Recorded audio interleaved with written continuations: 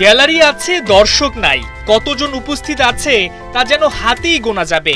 IPL এর মতো মঞ্চে এমন দৃশ্য যে কেউই অবিশ্বাস করবেন, যেখানে একটা টিকিট পেতে মানুষের লম্বা লাইন লেগে থাকে, সেখানে কিনা দর্শক খাড়া। ইডেন গার্ডেন্সে বৃহস্পতিবার ছিল Kolkata night Riders Sunrisers Hyderabad match. গেল আইপিএল এ চ্যাম্পিয়নদের মাটিতে খেলা, কিন্তু অবাক করা বিষয় এ ম্যাচ নিয়ে যেন দর্শকদের কোনো আগ্রহই ছিল না। অবশ্য এটা বললে ভুল হবে, আগ্রহ ছিল ঠিকই, কিন্তু সাধ্য ছিল না টিকিট কেনার। অথচ প্রথম ম্যাচে তিল ধারণের জায়গা ছিল না, তাহলে হোম ভেন্যুতে নিজেদের দ্বিতীয় ম্যাচে কেন এমন দর্শক ভাটা পড়ল?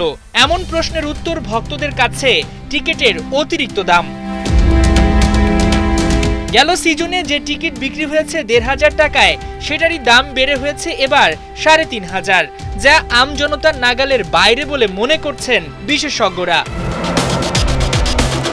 অস্বাভাবিক দাম বাড়ায় তাই অনেকেই চোখ রাখছেন টিভি ও ওটিটির পর্দায়। অবশ্য সমালোচনা করতে ছাড়েননি আয়োজকদের, সোশ্যাল মিডিয়ায় ফাঁকা গ্যালারির ছবি দিয়ে ধুয়ে দিচ্ছেন।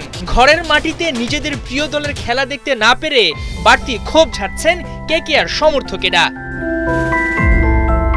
হাসান সজীব, ৭১।